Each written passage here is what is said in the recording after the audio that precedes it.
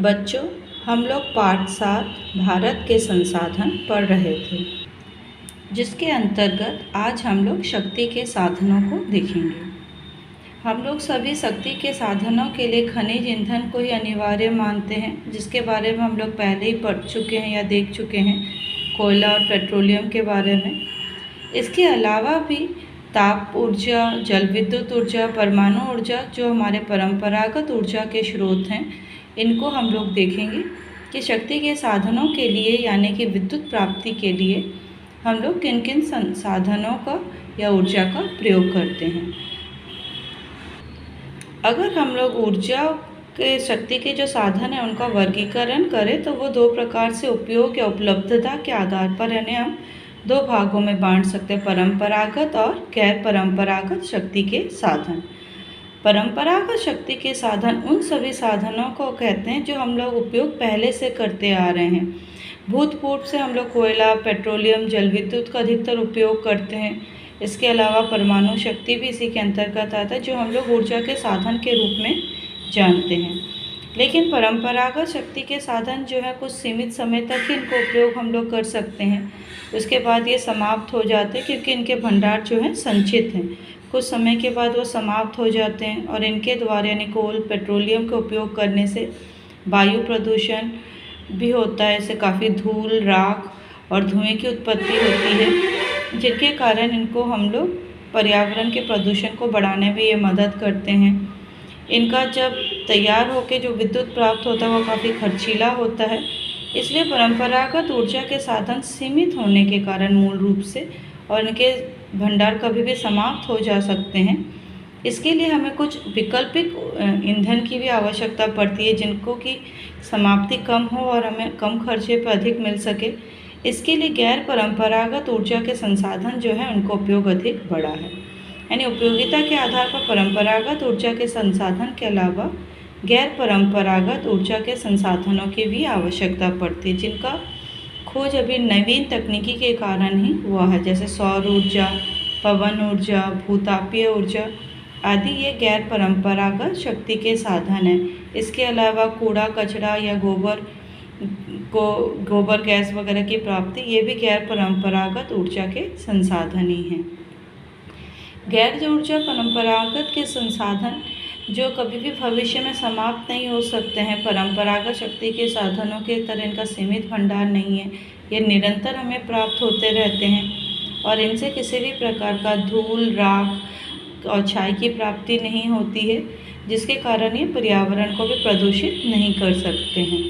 इनके जब प्लांट लगाए जाते हैं उस समय काफ़ी खर्चा आता है, लेकिन बाद में बहुत कम खर्चे में हमें विद्युत की प्राप्ति हो जाती है। इसलिए गैर परंपरागत शक्ति के साधन अभी हम लोग विकल्प के रूप में सर्वाधिक प्रयोग कर रहे हैं। गैर परंपरागत शक्ति के साधनों का लाभ क्या है, जैसे अभी मैंने बताया वही सारे कि शक्ति के साधनों का संरक्षण कर सकते हैं। परंपरागत शक्ति के साधन जो हैं वो संचित हैं, उनके भंडार खत्म हो सकते हैं, इसीलिए गैर परंपरागत शक्ति के साधनों का अधिक उपयोग होना चाहिए। वायु प्रदूषण में कमी करते हैं। और सामान्य शक्ति का प्रभाव होता है, सूर्य, वायु, समुद्री लहरें, ज्वार, ये कभी ना समाप्त होने वाले पदार्थ हैं, जिनके कारण हमें अधिक मात्रा में शक्ति की प्राप्ति होती है और निरंतर प्राप्ति हो सकती है। जब प्लांट की स्थापना की जाती है, इन्हें लगाया जाता है, तब खर्चा अधिक आता है, लेकिन बाद में इनसे बहुत कम खर्चा लगता है, जिसके कारण बहुत कम पूंजी में ही हमें विद्युत की प्राप्ति हो सकती है। शक्ति के परंपरागत जो स्रोत हैं, जिसमें हम लोग ताप शक्ति, जल विद्युत शक्ति और परमाणु शक्ति के बारे में देखेंगे। ताप शक्ति में कोयला, पेट्रोलियम, गैस आदि को जलाकर जो शक्ति हमें प्राप्त होती है उसी को हम लोग ताप शक्ति कहते हैं। ये विश्व में सबसे ज़्यादा प्रयोग किया जाता है शक्ति या बिजली बनाने के लिए। तो भारत में इसके प्रमुख ताप केंद्र जो हैं पश्चिम बंगाल में बेंडेल, दुर्गापुर, सांथलिया, कोलाघाट आदि हैं। झारखंड में बोकारो, चंद्रपुरा, उत्तर प्रदेश में कानपुर, पांकी, रेगुन सागर, पंजाब में भटिंडा, हरियाणा में फरीदपुर, उड़ीसा, असम, छत्तीसगढ़, महाराष्ट्र, गुजरात, इन सारे क्षेत्रों में अगर हम लोग ताप विद्युत केंद्रों का देखें तो आप किताब में पेज नंबर 102 में उनके केंद्रों को देख लेंगे। दूसरा शक्ति का परंपरागत साधन है जल विद्युत शक्ति। जल की गति को बढ़ाकर उसमें डायनामो को और टरबाइन को बिठाकर अगर जल को तेज गति से घुमाया जाता तो उससे जो शक्ति प्राप्त होती है उसी को हम लोग जल शक्ति कहते हैं। भारत जो नदियों में जल जहाँ पे काफ़ी तेज गति से बहता है, ऊपर से झरने के रूप में गिरते हैं, उनमें टरबाइनों को बिठाकर तेज गति की जाती है, उससे जो विद्युत की प्राप्ति होती है उसे हम लोग जल विद्युत कहते हैं। दक्षिण भारत में जो है जल विद्युत का अधिक महत्व है, क्योंकि वहाँ कोयले का अभाव है। विद्युत प्राप्ति के लिए वहाँ पे जो तीव्रगामी नदियाँ हैं उनका उपयोग अधिक मात्रा में किया जाता है। दक्षिण भारत के आंध्र प्रदेश में नागार्जुन सागर और श्रीशैलम जो है मूल रूप से जल विद्युत उत्पन्न करने का केंद्र है। शिव सुंदरम जो है भारत की जल विद्युत उत्पादन का सबसे पुरानी योजना है।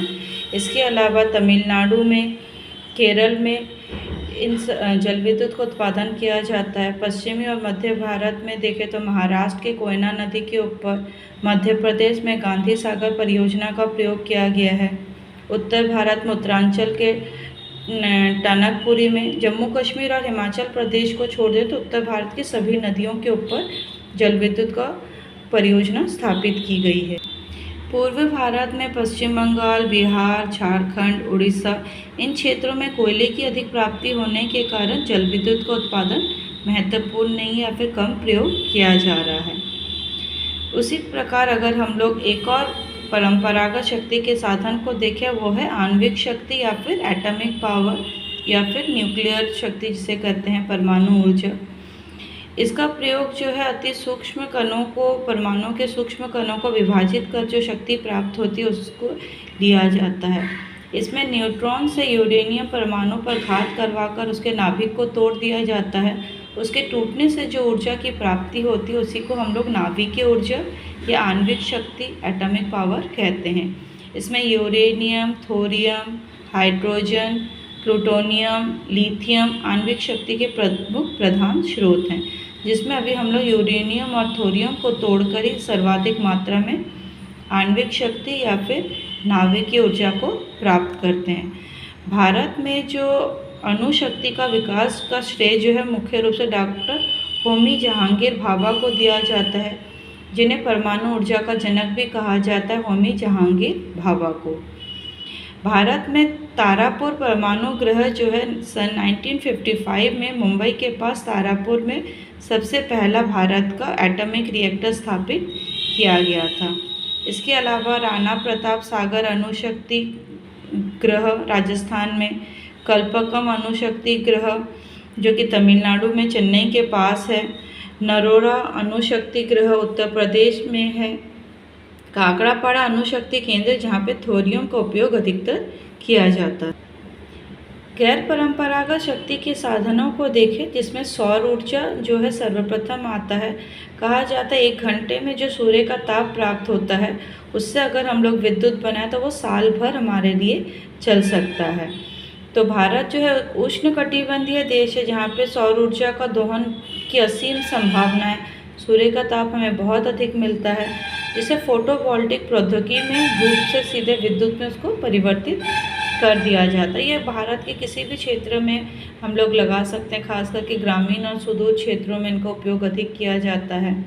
भारत का सबसे बड़ा जो सौर ऊर्जा संयंत्र है वो भुज के निकट माधवपुर में स्थित है, जो कि भुज गुजरात में है। यहाँ पे सौर ऊर्जा से दूध के बड़े बड़े बर्तनों को यानी दूध को कीटाणु मुक्त किया जा सकता है।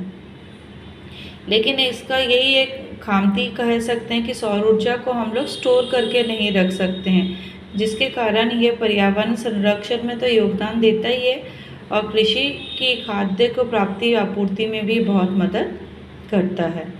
गैर परंपरागत शक्ति के साधन में द्वितीय देखें तो पवन ऊर्जा है। भारत का विश्व की पवन महाशक्ति के नाम से जाना जाता है।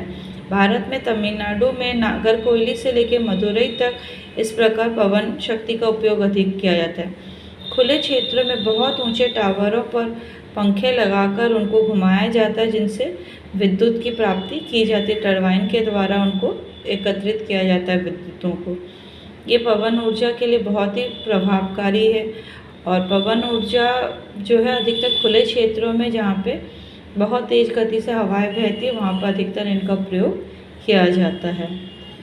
भूतापीय शक्ति या ऊर्जा का मतलब है भूगर्भ के अंदर से जो ताप की शक्ति हमें प्राप्त होती है उसे भूतापीय ऊर्जा कहते हैं। हम लोग सभी जानते हैं कि भूमि के नीचे 32 किलोमीटर के नीचे जैसे जैसे जाते हैं 1 डिग्री सेंटीग्रेड तापमात्रा बढ़ती जाती है।